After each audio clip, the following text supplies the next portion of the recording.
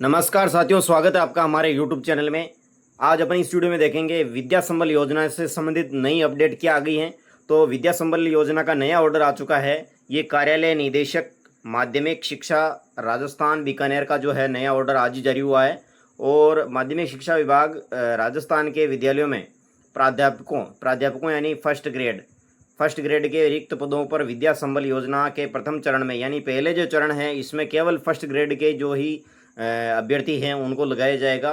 तो इसके अंतर्गत पात्र अभ्यर्थियों को गेस्ट फैकल्टी के रूप में पूरी तरह से अस्थायी तौर पर लगाए जाने के संबंध में ये ऑर्डर जारी हुआ है, जिसका प्रसंग ये दे रखा है। और उपरोक्त विषय अंतर्गत एवं संदर्भित पत्र के संबंध में निर्देशित किया जाता है कि माध्यमिक शिक्षा विभाग राजस्थान के विद्यालयों में प्राध्यापकों यानी लेक्चरर के रिक्त पदों पर विद्या संबल योजना के पहले चरण के अंतर्गत पात्र अभ्यर्थियों को गेस्ट फैकल्टी के रूप में पूरी तरह से अस्थायी तौर पर लगाए जाने हैं।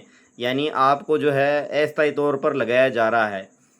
गेस्ट फैकल्टी की नियुक्ति हेतु रिक्त पदों का निर्धारण करते समय यह सुनिश्चित किया जाए कि उक्त पद पर IFMS में स्वीकृत है तथा उक्त पद से किसी भी कार्मिक का वेतन आहरण नहीं किया जा रहा है। यानी IFMS पर जो ये पोस्ट जो है आपकी क्रिएट है या नहीं है, या इस पोस्ट से किसी अन्य कार्मिक का वेतन तो नहीं उठ रहा है, ये आपको चेक कर लेना है। साथ ही आपके ज़िले में पूर्व में इस संबंध में यदि कोई विज्ञप्ति या आदेश जारी किया गया है तो उक्त विज्ञप्ति आदेश को इस पत्र के साथ संलग्न प्रेषित प्रारूप के अनुसार तत्काल संशोधित किया जाना सुनिश्चित करावे। यानी पहले जो जिन जिला शिक्षा अधिकारियों ने ऑर्डर जारी कर दिए थे, अब उनमें संशोधन ऑर्डर जारी होंगे। वर्तमान में नगर निकायों के चुनाव के कारण आदर्श आचार संहिता लागू है, अतः उपरोक्त कार्रवाई केवल ग्रामीण क्षेत्रों में स्थित विद्यालयों हेतु ही की जावे। यानी जो भी अभ्यर्थी शहर के हैं उनके शहर के विद्यालयों में ये योजना जो है, अभी इसके योजना के फॉर्म जमा नहीं होंगे क्योंकि वहाँ आदर्श आचार संहिता है, नगर निकाय चुनाव है, इसलिए ये केवल ग्रामीण क्षेत्रों के जो अभ्यर्थी हैं या ग्रामीण क्षेत्र के जो भी विद्यालय हैं उनमें ही ये अभी विद्या संबल योजना के फॉर्म जमा होंगे। इसका आप जरूर ध्यान रखें। आगे इसमें दे रखा है ललित कुमार जो निदेशक माध्यमिक शिक्षा राजस्थान बीकानेर के जो अतिरिक्त राज्य परियोजना निदेशक हैं, उनका ये ऑर्डर ऑफिशियल ऑर्डर है, जिसमें आगे सभी मुख्य जिला शिक्षा अधिकारी यानी सभी जिलों के जिला शिक्षा अधिकारियों के लिए ऑर्डर अलग से जारी हुआ है, जिसमें विज्ञप्ति दे रखी है कि राज्य सरकार द्वारा विद्यालयों में शिक्षण व्यवस्था को सुदृढ़ करने तथा विद्यार्थियों को जो गुणवत्तापूर्ण शैक्षणिक सहयोग उपलब्ध कराने के उद्देश्य से विद्या संबल योजना के अंतर्गत मुख्य सचिव महोदय के पत्र क्रमांक ये दे रखे हैं। पत्र क्रमांक के अनुसार जयपुर के अनुसार सामान्य वित्तीय एवं लेखा नियम के अनुसार ये सारा जो है मैटर दे रखा है। इसमें जारी दिशा निर्देशों के क्रम में माध्यमिक शिक्षा विभाग राजस्थान के विद्यालयों में शिक्षकों के रिक्त पदों पर विद्या संबल योजना के जो पहले चरण में जो है अंतर्गत पात्र अभ्यर्थियों को गेस्ट फैकल्टी के रूप में पूरी तरह से अस्थायी तौर पर लगाया जाना है। उक्त योजना के तहत लगाए जाने वाले शिक्षकों के पद, योग्यताएं एवं शर्तें और प्रक्रिया जो है किस प्रकार होगी, तो निम्न अनुसार होगी। विद्या संबल योजना के तहत लगाए जाने वाले पद एवं योग्यताएं, यानी पद का नाम है प्राध्यापक विभिन्न विषयों के। प्राध्यापक का मतलब होता है लेक्चरर, और इसमें जो है योग्यता क्या होनी चाहिए, राजस्थान शिक्षा सेवा नियम 2021 में संबंधित पद एवं विषय हेतु वर्णित जो प्रावधान के अनुसार, यानी जो भी सेवा नियम है उनके अनुसार उनमें योग्यता होनी चाहिए। गेस्ट फैकल्टी हेतु न्यूनतम आयु, यानी आयु कितनी होनी चाहिए, तो न्यूनतम आयु आवेदित पद से संबंधित सेवा नियमों में वर्णित प्रावधान के अनुसार होगी। यानी इसमें भी सेवा के नियमों का हवाला दिया गया है, जिसमें जो भी वैकेंसी निकलती हैं यानी फर्स्ट ग्रेड की, उसमें जो आयु होती है उसी आयु के अनुसार इसमें भर्ती की जाएगी। विद्या संबल योजना के तहत गेस्ट फैकल्टी के रूप में सेवानिवृत्त निजी अभ्यर्थी लगाए जाएंगे और सेवानिवृत्त शिक्षक गेस्ट फैकल्टी के रूप में लगाए जाने हेतु पात्र होंगे। यानी जो भी सेवानिवृत्त शिक्षक रिटायर्ड हो चुके हैं उनको गेस्ट फैकल्टी के रूप में लगाए जाना है तो वो भी पात्र होंगे, बशर्ते उसके आवेदित पद की न्यूनतम जो वांछित योग्यताएं अर्जित की हुई होनी चाहिए। सेवानिवृत्त शिक्षक अधिकतम 65 वर्ष की आयु तक, यानी जो भी रिटायर्ड कर्मचारी हैं वो केवल 65 वर्ष की आयु तक ही गेस्ट फैकल्टी के रूप में कार्य करेगा, उसके लिए पात्र होगा। भाषा विषयों को छोड़कर शेष विषयों के लिए अंग्रेजी माध्यम विद्यालय में अंग्रेजी माध्यम कक्षाओं के लिए गेस्ट फैकल्टी के रूप में लगाए जाने हेतु संबंधित पद व विषय के लिए संबंधित सेवा नियमों में प्रावधान के अनुसार न्यूनतम जो शैक्षणिक वांछित योग्यता अंग्रेजी माध्यम में अर्जित की जानी अनिवार्य है। यानी जो भी विद्या संबल योजना में जो इंग्लिश मीडियम में फॉर्म भर रहे हो आप, तो इंग्लिश मीडियम के अनुसार अगर आप योग्यता रखते हैं तो ही उनमें फॉर्म अप्लाई करें, वरना आपका फॉर्म जो है रिजेक्ट हो सकता है। अब रिक्तियों के बारे में बात कर लेते हैं। विद्या संबल योजना के अंतर्गत गेस्ट फैकल्टी के रूप में विद्यालयों में स्वीकृत किंतु स्पष्ट रिक्त पद पर ही लगाया जाएगा। यानी केवल स्वीकृत होना चाहिए और उसका स्पष्ट पद रिक्त खाली दिखाई दिया होना चाहिए।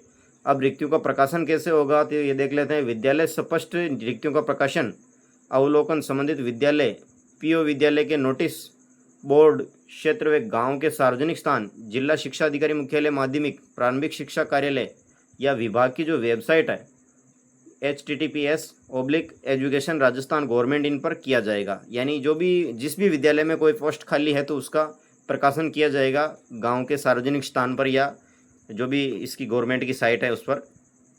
आवेदन की प्रक्रिया क्या रहने वाली है। आवेदन जो है किसी भी पद हेतु 65 वर्ष तक की आयु के सेवानिवृत्त शिक्षक निजी अभ्यर्थी जो इस पद की पात्रता रखते हो, निर्धारित प्रारूप में पूर्ण भरा हुआ आवेदन पत्र समस्त आवश्यक दस्तावेज संलग्न कर विभाग द्वारा निर्धारित की गई समय सारणी के अनुसार अंतिम तिथि तक विद्यालय समय में संबंधित विद्यालय के प्राचार्य पीओ का स्वयं व्यक्ति उपस्थित, यानी आपको जो है प्रिंसिपल के सामने स्वयं उपस्थित होना है। किसी को फॉर्म देकर भेजना नहीं है कि मेरा फॉर्म ले जाओ और आप जमा करवा देना, तो स्वयं उपस्थित विद्यालय में होकर आपको प्रस्तुत करना होगा।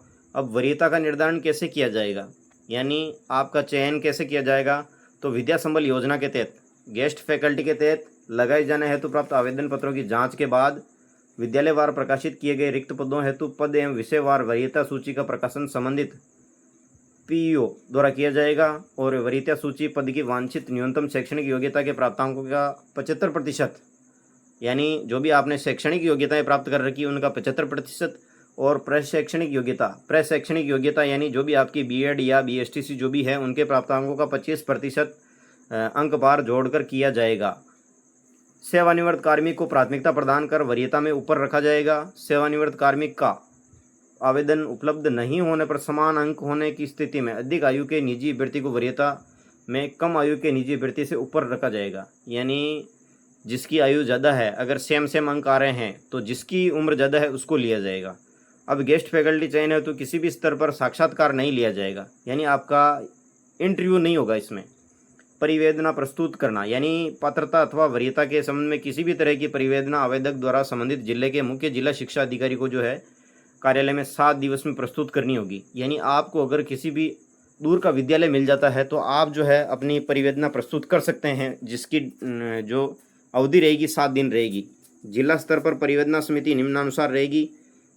पद नाम मुख्य जिला शिक्षा अधिकारी जो कि इसका अध्यक्ष होगा, जिला शिक्षा अधिकारी माध्यमिक जो इसका सदस्य होगा और समस्त जो संबंधित ब्लॉक का जो मुख्य ब्लॉक शिक्षा अधिकारी इसका सदस्य होगा और जिला मुख्यालय का मुख्य ब्लॉक शिक्षा अधिकारी इसका सदस्य सचिव होगा। और जिला स्तरीय परिवेदना समिति अपनी अनुशंसा सहित प्राप्त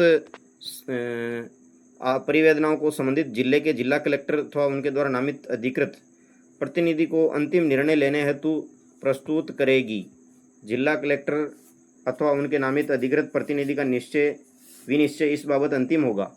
यानी विद्या संबल योजना के तहत मानदेय कितना मिलेगा। विद्या संबल योजना के तहत लगाए जाने वाले गेस्ट फैकल्टी को पदवार प्रति घंटा मानदेय निम्नानुसार दिया जाएगा। यानी प्राध्यापक यानी व्याख्याता इसको कक्षा 11 और 12 पढ़ानी होगी, 400 रुपये प्रति घंटा दिया जाएगा और अधिकतम जो है 30,000 रुपये मासिक दिया जाएगा। अन्य शर्तें क्या है। चयनित अभ्यर्थी को गेस्ट फैकल्टी के पद पर लगाए जाने हेतु दिए गए प्रस्ताव पर 7 दिन में जो है सहमति प्रदान करनी होगी तथा प्राचार्य और पीओ द्वारा नियत किए गए दिनांक व समय पर वे कार्य करने हेतु उपस्थित होंगे। निर्धारित अंतिम तिथि तक सहमति नहीं दिए जाने पर वरीयता सूची के आगामी क्रमांक के अभ्यर्थी को गेस्ट फैकल्टी के रूप में लगाया जाएगा। यानी इस लाइन का अर्थ यह है कि आपका अगर सिलेक्शन हो जाता है इसमें तो आपको 7 दिन में ज्वाइन करना होगा। अगर आप 7 दिन में ज्वाइन नहीं करते हैं तो जो आपसे जो नीचे की क्रमांक पर जो अभ्यर्थी होगा उसको इसमें सेलेक्ट कर लिया जाएगा।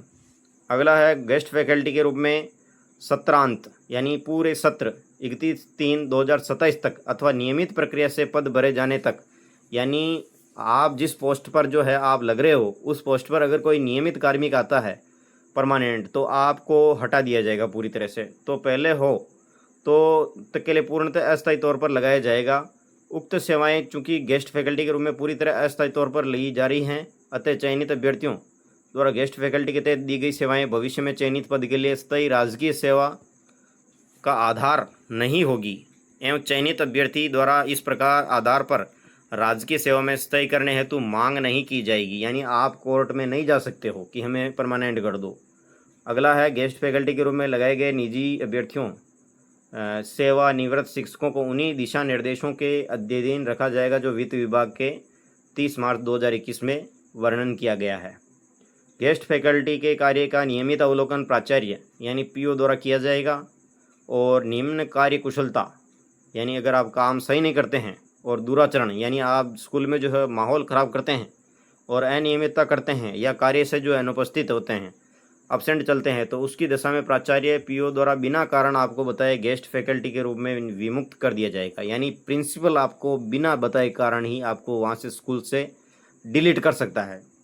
अब कार्यक्रम एवं समय सारणी क्या है, तो नगरीय निकाय क्षेत्रों के विद्यालयों को छोड़कर, इसमें स्पेशल दे रखा है कि नगर निकाय के जो क्षेत्र हैं उनको इसमें छोड़ा गया है।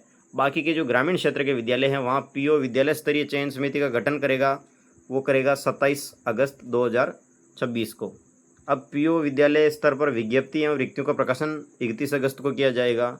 अभ्यर्थियों द्वारा आवेदन की तिथि 1 सितंबर से जो 7 सितंबर तक आप आवेदन इसकी अवधि रहने वाली है।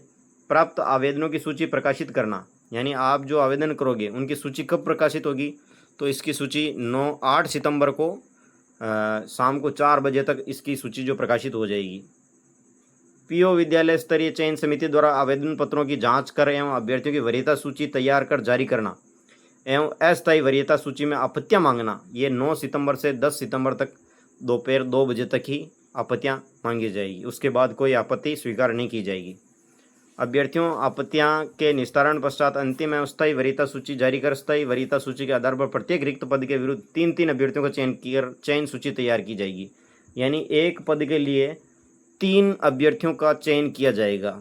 अगर किसी स्कूल में एक पोस्ट खाली है तो वहाँ पर जो है 3 कैंडिडेट सेलेक्ट किए जाएंगे और इसकी जो सूची जो है 11 सितंबर को शाम को 6 बजे तक इसकी सूची जारी हो जाएगी। पीओ विद्यालयों द्वारा चयनित अभ्यर्थियों के आवेदन पत्र एवं चयन सूची संबंधित मुख्य ब्लॉक शिक्षा अधिकारी कार्यालय में पहुंचाना 12 सितंबर 2026 दोपहर 12 बजे तक। मुख्य ब्लॉक शिक्षा अधिकारी कार्यालय द्वारा चयनित अभ्यर्थियों के आवेदन पत्र एवं चयन सूची संबंधित मुख्य जिला शिक्षा अधिकारी कार्यालय में पहुंचाना 14 सितंबर को 12 बजे तक ये जिला शिक्षा अधिकारी को भेज दी जाएगी। अब जिला स्तरीय कमेटी द्वारा चयन सूची अनुमोदन की तिथि रहने वाली है 15 सितंबर शाम 5 बजे तक और आदेश जारी करना 15 सितंबर को रात्रि 11:59 PM तक आदेश जारी करना जरूरी है। अब कार्यक्रम एवं समय सारणी इंडिकेटिव है, संबंधित मुख्य जिला शिक्षा अधिकारी इसमें कुछ संशोधन भी कर सकते हैं। तो ये आदेश जो है अभी नया अपडेट हो चुका है और इसका आवेदन का प्रारूप इस प्रकार का रहने वाला है। इसको मैं आपको भर के बता देता हूँ क्या रहने वाला है। आवेदक का नाम यहाँ लिख देना है, पिताजी का नाम, आवेदित विद्यालय का नाम, जिस विद्यालय में आप आवेदन कर रहे हैं आवेदित पद का नाम लिखना है और आवेदन प्रस्तुत करने की तिथि यानी जिस भी तिथि को आप प्रस्तुत कर रहे हैं यहाँ पर आपका फ़ोटो लगाना है और यहाँ जन्म तिथि, शैक्षणिक योग्यता यानी 10वीं, यहाँ आपके 10वीं के कब कौन से वर्ष में पास किया आपने और प्रतिशत यहाँ लिख देने हैं इसके आगे।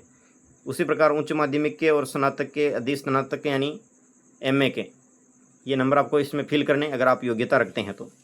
और प्रशैक्षणिक योग्यता BEd और समकक्ष DLED समकक्ष उनके कौन से वर्ष में आपने पास की और क्या प्रतिशत रहे हैं आपके।